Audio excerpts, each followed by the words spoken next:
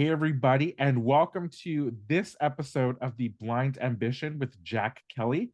It's your friend Rick from Blind, and today I'm going to introduce you all to Michelle Gonzalez.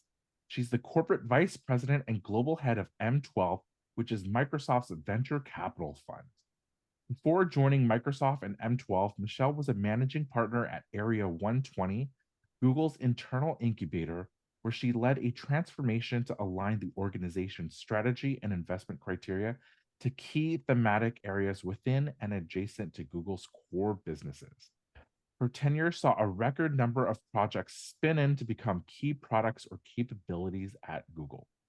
Before Google, Michelle was an entrepreneur in residence and investor at Comcast Ventures, where she focused on AR, VR, and AI, as well as investments for Comcast Catalyst Fund, a dedicated investment fund for underrepresented founders. She was also previously a partner at IBM Ventures and a senior product and business leader at Apple.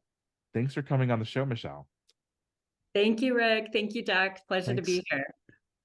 So hopefully I did your great background enough justice, but if you would, can you indulge us? Can you walk us through your career?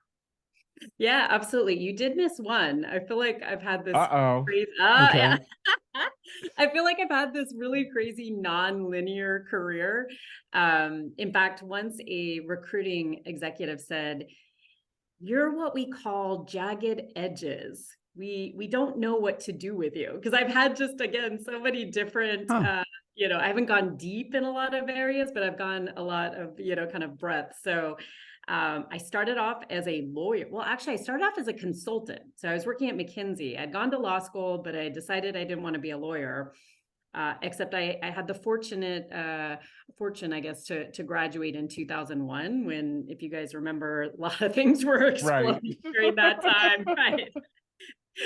Promptly got put on leave from McKinsey and joined MGM Studios. I was living in LA at the time, and became a lawyer. So I was a lawyer for their United Artists Group, which was doing independent films like Hotel Rwanda, Bowling for Columbine, some really cool stuff. And I got to learn about film finance and putting together these kind of mini projects that became, films, and were their own, almost like little independent companies, which was really cool.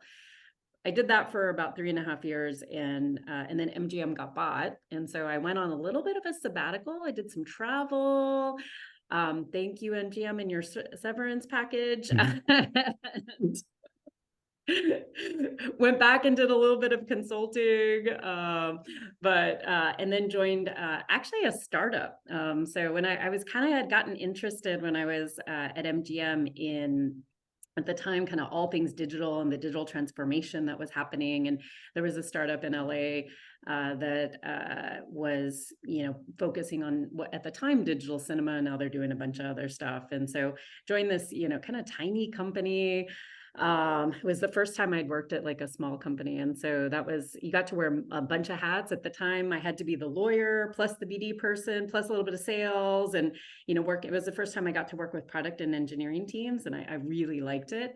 But I would say, like, it's interesting because I've been at these intersections of innovation, like starting new things, being part of the creation of new things. And so that's kind of I guess a thread, though, that I would say that is constant for me. Is I went over to Apple. We were starting movies. I was fortunate enough to also kind of start to do some product work there, and was able to run product for books and pitch. Me and an intern actually pitched the what became News. It was a product that we wanted kind of to see built, and pitch that, and ultimately got to work on that and kind of bring that to life. And yeah, so all these little, like, Wait. So I don't mean to news. That's what we see on the phone all the time, like when the yeah, news. news. That's Bring it you. up. Yeah. That's crazy. So back in the day, I don't know if they still do this, but so Eddie Q, who's the EVP of the Internet Software and Services, I think that's what they call the group, which at the time it included like iTunes and the App Store and iCloud. And so each summer, if there was a number of interns, and as part of, I would say, like the presentation at the end of their internship was like, hey, what is a project you've worked on or something that you think, should be built? And so an intern and myself, we pitched kind of and created like what a demo of kind of like would look like of what a news app could look like. And so we won the intern competition, which was essentially you got to present to Eddie and his direct reports. And after that, he gave it a green light. It was like the most exciting thing that happened kind of in, my career up to the time to actually go explore more and, kind of build a Tiger team and go explore, the creation of what ultimately became the news app. So yeah, it was really cool. But yeah, kind of like do all these like little like new areas. I think Area 120 was super interesting after being in venture. Because we had about 30 different product teams and we're all trying to kind of come up with like different new products for Google. Things were meant to spin into Google. And then we did actually have one spin out, a company called Byteboard that focuses on skills-based recruiting. So instead of, having a whiteboard and, a phone interview as an engineer, you actually take a test that's then graded by engineers. And then those, the results of those tests are then kind of submitted back to the hiring manager. So it helps eliminate bias, but also is testing for like real life skills, like can you really code something versus something theoretical? So that's something that we had kind of built internally and then realized that there was better potential for it externally as well. So again, all these little areas where I've been able to wear many hats. I love sort of the diversity and of different problems to solve and new things kind of popping up. And so that's been kind of, I guess, a through line for my career, and most recently now at M12, Microsoft's venture fund. So it's been exciting to come back to venture. I had kind of taken about a few years in between, and now especially at being at Microsoft during this time, particularly with the Gen AI wave, and just really excited to be back in venture. We've got about 100 portfolio companies, so again, keeps me on my toes, and we're doing a lot of investments. So yeah, thanks, Michelle. For people who are watching this and trying to figure out to navigate their careers, did you actively pursue each different type of niche that your company that you went to, or did people reach out to you, or like how did that play out?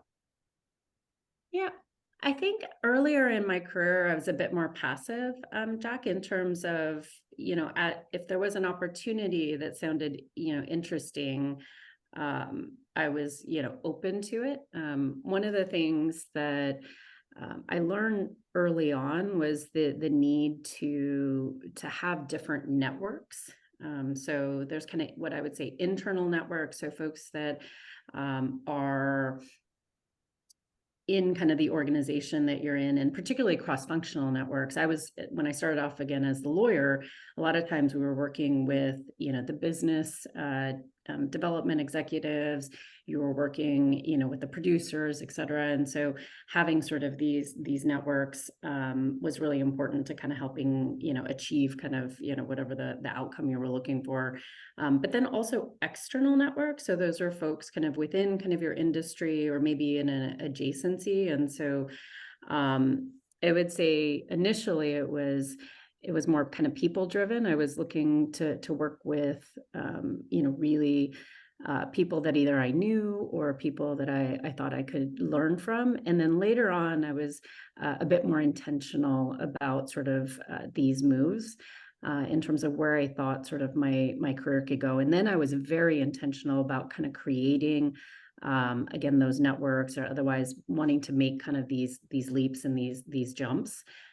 So I think sometimes people talk about, people say, oh, I was just lucky. And I felt kind of later in my career, I was in some cases making my own luck, right? I was raising my hand for new opportunities. For example, at Apple, I was doing BD for the video product when the woman who had been leading product for books left the company.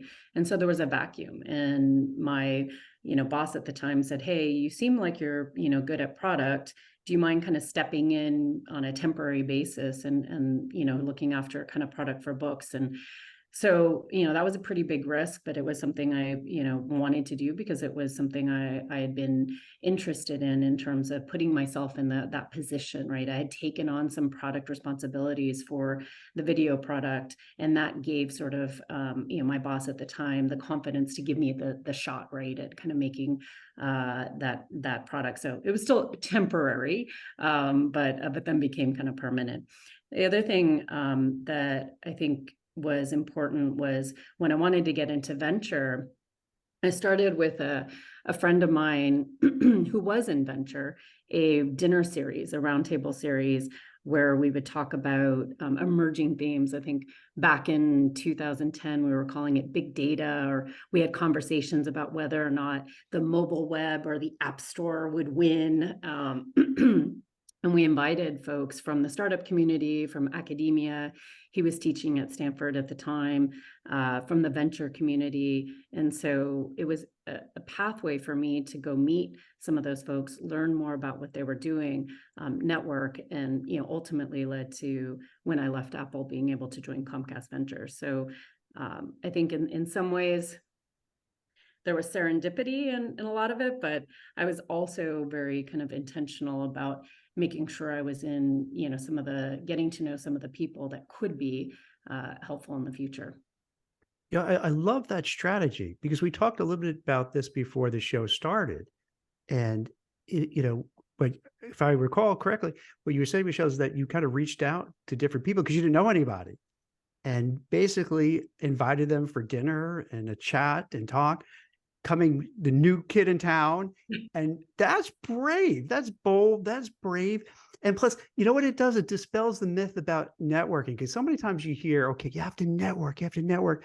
And most people cringe when they hear that, because they think of, you're going to like some place and you have the thing on, your tag on here, and you go, "Hi, I'm Jack Kelly. Nice to meet you." And it's so weird. But like, you did something really cool. It's just, you invited people you wanted to meet and wanted to know, and then it accelerated. And that's a great lesson I think for people to just be really thoughtful, say, "Hey, what can I do to build out my network so I have more, opportunities, but do it in a way that is fun." And I enjoy doing it. Right. And that's kind of what Rick and I are doing, actually, if you really think about it, Rick, right? Like, pretty much we're networking. We're doing it one at a time. You had a nice big dinner. We're doing it one by one. So maybe we have to invite like 30 people on the podcast. I don't know. But but I think something like that, Michelle, is great for career, advice, to do something, to get in front of people, to get a chance to make something happen. Yeah, thank you. It was something that came to me because similar, like I was going to a lot of big events, these big conferences, and to your point, maybe you would meet a few people. One of the things that I kind of overheard and was an insight was, a lot of times the speakers actually didn't get to talk to each other. They were just on a panel together, and they wanted to have more off the record, kind of conversations. And so you'd be surprised what, a cold email, a very nice, authentic, I would say, cold email, right, can do, and really putting together, an interesting group of folks with, I would say, an interesting topic, and perhaps having a point of view. I've seen, a few folks kind of on my team have kind of gotten together. There's a group called like Gen Z VC, and kind of, I think a lot of times some of these things can come organically, but you're right. I was trying to take a more creative approach to helping build my network in something that felt authentic to me. And I actually, sometimes people ask me like, "Well, what are your hobbies?" And one of the hobbies I would say was throwing dinner parties. So I did it with some more intentionality. Even though I'm not a great cook, I do know how to buy a rotisserie chicken. And so were you like, is that what you did? Just like, as a hobby, you just invite family, friends over, and like, "Oh, I'll do the cooking," and just make a whole little party of it? Yeah, so sometimes I would do that. It was a little bit easier when my sister lived in San Francisco. She's an amazing cook. But when we did these roundtable series, we kind of quickly outgrew that. And so we were working actually with venture capitalists, so to host some of these events. And so they provided the space, and then we provided kind of the content and folks that came in, which was really great. But again, it was, for me, I was learning about the technology industry. I was coming to the Bay Area from Los Angeles, didn't have that much of a network. Was working at Apple, which was fantastic. But Apple is, as you guys probably know, it's a pretty secretive place, and so couldn't talk a lot about the work that I was doing. And so, but I did want to understand what this startup community, what venture was. I'd never heard of that. I'm from a small town in South Texas, and so all of this was like really new to me. So I was, again, intellectually curious, and then authentically just wanted to build out a network. So yeah. You make it sound so casual, but that's Rick, right? That takes a lot of guts to do that, because I would be worried I'm going to send out and no one's going to come to the event, and I'll be mortified. So that's brave. The first one, it was definitely that, and I was, at the time, I would distinctly remember I was like ironing the tablecloths and bringing in all of the ice, and so my co-founder and I, you're right, it's like one of those things where you're like, is anybody going to come to but we actually had this great turnout and some really great folks. Some of the folks that I met there actually are like really good friends, to this day. So I also have some really fond memories. But yeah, I guess it was a little bit of putting myself out on the limb. But Can we get a sneak peek into what these guest lists were like? Did you start with, like immediately friends of friends, or did you kind of reach for the stars and say, oh, this person is doing something really cool, or I just read about this person, I'm going to give it a shot and try to the cold email, like what was that kind of process like? yeah, so the first one we mainly did kind of friends and kind of friends of friends. So I was just lucky that my co-founder, he was teaching at Stanford, so some of his friends were actually Stanford professors and had written books, and so we actually got some interesting folks to kind of give some talks, and from there, what was kind of interesting is we engaged some of those folks for the next one that we did. We said, hey, we want to kind of forgot what the topic was for the second one, but we wanted to have this topic, and then we would ask the people that had been at the first kind of dinner if they had recommendations for folks, and that was like another way to kind of grow the network, and also then tap into other folks' network, in terms of, we had what we called like a hosting committee besides myself and my co-founder. And that hosting committee was comprised of folks, again, that perhaps had, kind of differentiated networks. And so it got to, an area where we ended up did invite, some folks, I would say, that were, a reach for the stars type, folks. And then there were definitely folks that attended the dinner series that became, I would say, those folks. It was kind of early in their startup, kind of journey. I do remember, Sam Altman, when he had his, early startup Loop. There was the founders of what was called Zimride and became Lyft, and so yeah, we initially started with just those friends and family, and then started to also reach into kind of other folks' networks, and bring in kind of folks that we thought, again, could lead some really kind of good conversations. And again, that helped me, because I was learning about all these new areas that were developing, that startup founders and academicians were focused on, just because I was, again, intellectually curious. And it also helped me meet some folks that have some have become really good personal friends. Others I've run into in business, and And it gave me also, more insight into what, the venture community was, what the startup, ecosystem was as well. Did you have, okay, I don't want to be impolite, but when you met the people who, later started Lyft and Sam Altman, who OpenAI and ChatGPT, did you have a sense like, wow, they're going to be the ones, they have the it factor? Or did you just think, they're nice people, whatever? Like, were you able to judge like who's the ones that could be the rocket ship or not? How does that work? I wish. That you can figure it out. Is that what it is? That's the It was, secret sauce to find out yeah, there's who's. definitely, I was Yeah. gonna say, because it's funny, Robbie and I kind of always joked, he was my co-founder, that we should have just had a fund at that time, and we're investing in some of the Right? folks at this Oh kind my of, gosh. yeah, Okay, wait. Can you share who else? Because this would be a good one. So Lyft, ChatGPT, yeah. OpenAI. So far, you're making a ton of money. Okay, who else was there that? Oh my Oh gosh. no, I think we have a website that maybe not even that updated. But it was really just interesting. Again, I think it was such early days. Like it was the early days of mobile. So I think we started the series like 2009, 2010, and so it was early days of mobile. So there was just a lot of creativity and explosion happening in what was initially called the sharing economy also. So this is kind of those early days of Airbnb and Uber and Lyft and others. There was apps that were being created, and again, it was still pretty early. So again, at the time, it was just hard to kind of understand what would be kind of call it winners and such. But I always really enjoyed sort of I felt like I was getting a preview into what was going to be happening next. Like we had a roundtable around I forgot what year, but there was a lot of discussion around this thing called Bitcoin.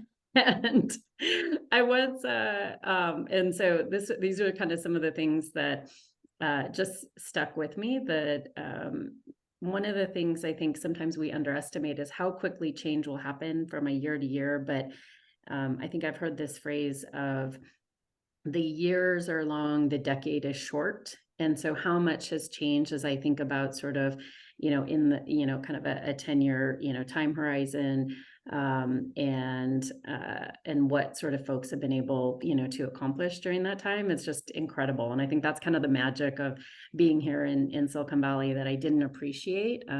When I first moved here, coming from LA, coming from the entertainment and film industry, just how quickly and how dynamic this industry is. So yeah, it was a fun time, and still is, right? I think we're hopefully entering into another one of those cycles with Gen AI, and there're going to be a whole new kind of I think, and there already is, I guess. I think my team's met with like 600 Gen AI startups, but a whole new kind of generation, right, of startups and disruptors and entrepreneurs and such. And so that's kind of what keeps me like getting out of bed, really getting excited and wanting to kind of continue to learn and see where kind of things are headed.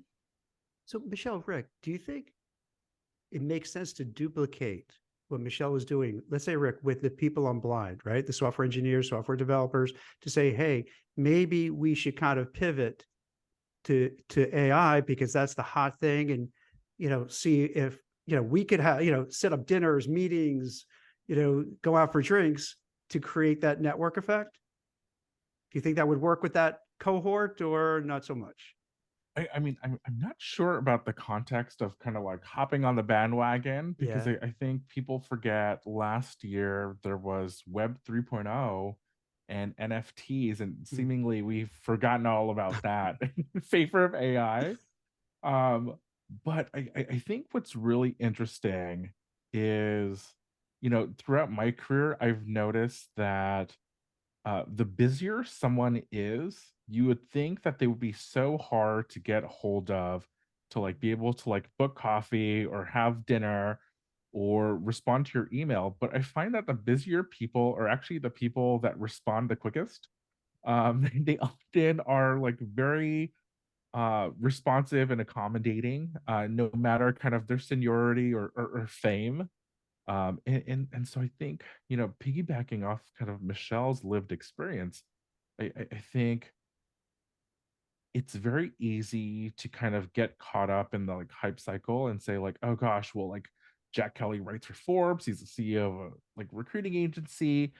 He's going to be so busy, or he's going to have a gatekeeper, executive assistant. Like my email's never going to be read. But like we actually started this podcast where I emailed Jack, and we went back and forth, Yeah. and here we are today, right? And I've noticed like in my past, like my first job, I worked at a lobbying firm, and I emailed this guy named Mark Benioff, and he responded instantly within 2 minutes to my like cold email for this project. And I had no idea who he was. Like looking back, I was like, oh man, I should have been more excited or impressed. Right. That, like the CEO of Salesforce would respond to me in 2 minutes about something completely inane.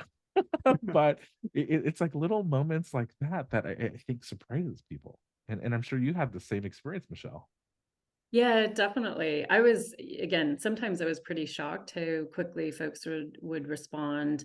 And I think that you can take that experience, Rick. It could be external, it could be internal too. I get quite a few emails now from, or, pings or Teams pings from folks in the Microsoft organization outside of, the area that I work in, looking for mentorship, career advice, and I always respond Wow. to those emails. And so I do think you do put yourself a little bit on a limb, but to your point, Rick, I think most people don't even try, right? And so yeah, my mom used to always tell me the answer is always no until you ask. She was a bit of an entrepreneur. She had her own dental practice, and so I kind of always took that phrase with me in terms of, what's the worst that could happen, right? Like Rick, you reached out to Jack. What the worst that could happen is he said no, right? And so, Right. okay, you move on, or Benioff, so. But the best thing that could happen, right, is that now you have this podcast. I think you guys told me this is 101 episode. Yeah, 101. Congratulations! Like what an accomplishment.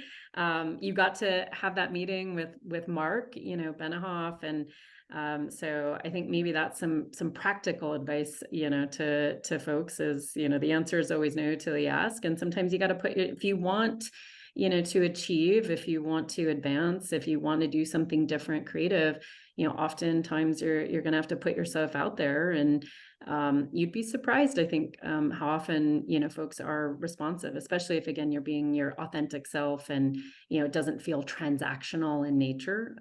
So I think generally people want to help others. And I would say folks, as they like rise in their career, there's always been somebody, right, that's lifted them up, that's helped them, that's opened those doors, that made those introductions. And so I think for the most part, people want to give back. They, recognize that, when they're now in a position to be helpful, that they can, and, you'd be surprised how often they will. That's great advice, because most people, I think, are scared of what's going to happen. But I could tell firsthand from a recruiter, I fail way more often than I succeed, way more. But after a while, you're like, okay with that. And then you realize, oh, whatever, it's okay, on to the next one.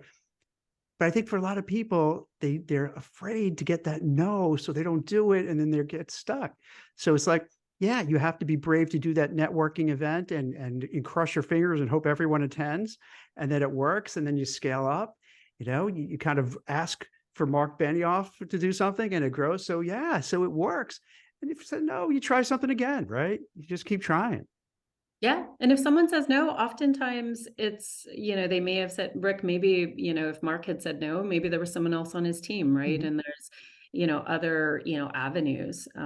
So I do think, that's something, and it sounds like all of us have experienced that, nothing ventured, nothing gained, right? And so I do think that for folks that are looking to, advance, to learn new things, that, oftentimes kind of that first, cold, outreach, if it's authentic, can be, a good start. Is that what you do, Michelle, when you're looking for, portfolio companies? Do you just reach out to them, or they come and pitch you? How does that work? And what's like hot? What do you, and if you don't want to talk about your own specific portfolios, but like what's, the vibe right now? What do you see happening in this whole space? Yeah, so right now, and it's interesting, Rick, you mentioned kind of Web3, because I would say like 2 years ago was a lot of focus on Mhm. Web3, and most recently, I would say over the last 9 to 10 months, the entire industry has been fixated by Gen AI and companies that are building in this space. And I would say even pre-existing companies, now everybody has an AI in their description of their company.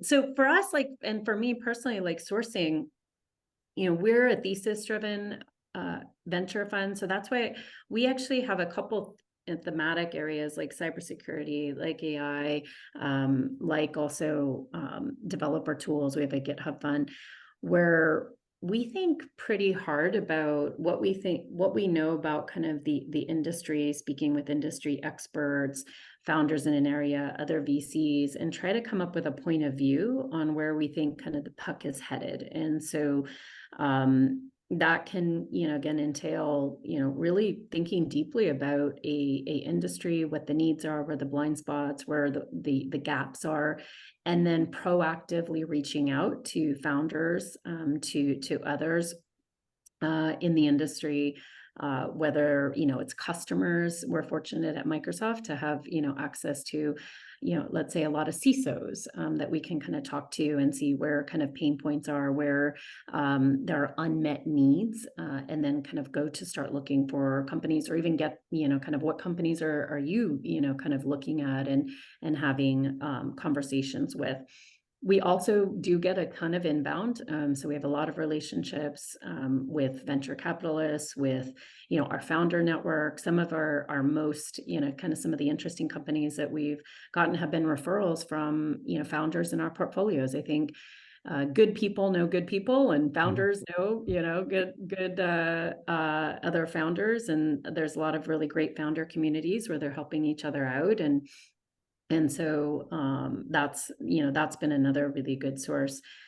But one of the things, again, that we've really tried to do is have a prepared mind. So if we do get one of those referrals, or we hear about a company, we've thought about a space enough that we're not sort of last minute having to kind of really get to know, right, the space. And it also allows us to be disciplined about when we may say no, right? That something's, out of scope for us, because we're such a small team and we want to be very, focused as well. And so yeah, that's some of the things that are, kind of how we think about it. We also, similar to most VCs, I'm taking some of my lessons from the past, hosting dinners, Mm. events, trying to build kind of also our network in a couple of different areas. And these are kind of the foundation for, perhaps there's not a deal today, but there's, it's getting to know folks, it's building a relationship, it's building that trust, and what it would be like to work with somebody. And then hopefully that opens up an opportunity to invest and to partner with these founders later on, because when you make an investment, these are long-term commitments on both sides. So, typically, folks, these are looking at, these 5 to 10 year relationships. And so you want to have, again, an understanding of a founder space and how you can support their company and their growth. And then on our side, as well, where can we be, helpful and valuable, and having these longer term relationships. Yeah, I want to tap into your experience back in your career. Were there any kind of moments where you felt like you plateaued before you kind of like things started getting unlocked and like things started making sense? Or was there any like internal like sponsor or advocate or mentor that kind of like dragged you along the way and like lifted you up? And how did you kind of like discover that person or that moment? Yeah, when I felt when I was at Apple, I had some really wonderful opportunities, and Apple at the time, uh, also, and continues to this day, but really high growth company. We were just at kind of the dawn of the App Store, adoption, by consumers of all this digital, technology. One of the things that I think it was super helpful for me was I had a manager who was very direct in his feedback. And it was the first time I had, somebody who really sort of was able to help me see those blind spots that were holding me back. And recently I've been through the Brene Brown training of clear is kind, and really sort of appreciate that this manager was very clear, and kind, but to point out areas where, I was not being, I would say, kind of authentic in a relationship, or being too transactional, right? Not taking a step back and seeing, a lot of times I was focused on what I needed to do and not taking a step back and thinking about the bigger picture, and putting myself in others, shoes. Also, I was a first-time manager. This was it was a fantastic opportunity, but a huge learning curve, right? In terms of managing a team.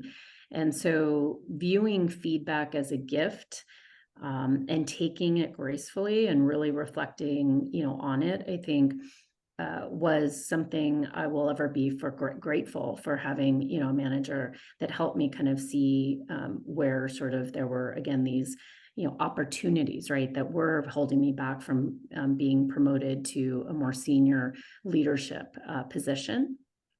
And so, I think that, oftentimes it's easier for managers to just kind of be silent, or more, I would say, nuanced and not as direct, right? Because these sometimes can be uncomfortable conversations.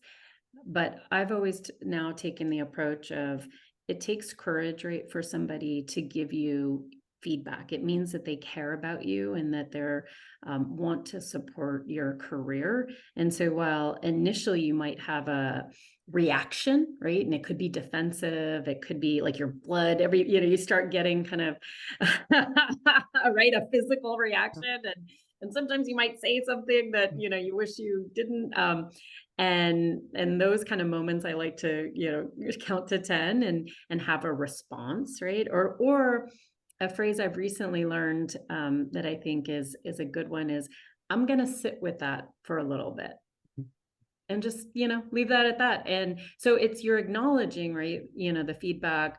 You're going to take the time to have a response, not a reaction, and then come back to that. And so I do think, I think oftentimes we love hearing about all our strengths and the things that we did great, and when you write on those performance reviews, all the things you accomplished. But I think seeking out, and again, I was fortunate to have a manager, but also seeking out real constructive feedback, and being open to it, that's a very, I would say, kind of hard skill. But if you've plateaued, there's a reason for that. And so, how to debug that and get those folks who will actually tell you, the truth, or at least their point of view of what they're seeing that's kind of holding you back. And so I think seeking out, folks, and then being receptive, right, to that feedback. That's the other piece, and viewing it as the gift that it is. And oftentimes, look, you don't have to take everything, but at least it gives you more to work with, right? In terms of what are those skills that you may be missing, or the relationships you haven't built, or how you're perceived. That may not be your intention, but if you are being,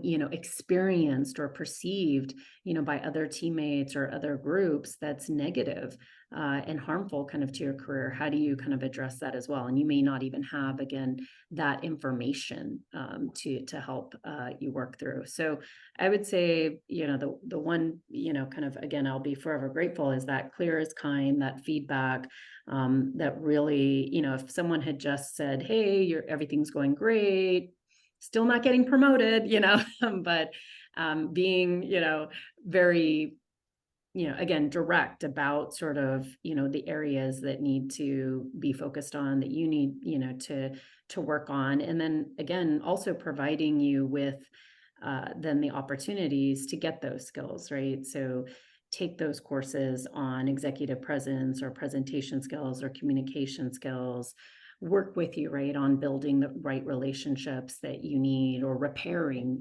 relationships that, perhaps you didn't even know may have been broken, et cetera. So I think, again, finding kind of those folks, sometimes you're lucky enough to get that in your boss. Sometimes you've got to look outside of that and find that, sponsor that is going to do that for you.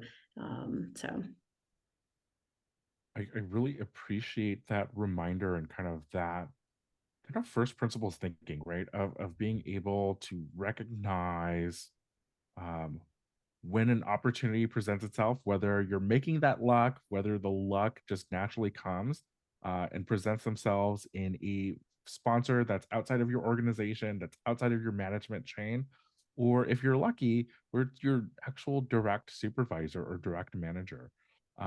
So really, thank you for coming on the show, Michelle, and sharing these insights with us. yeah, appreciate it. Thank you.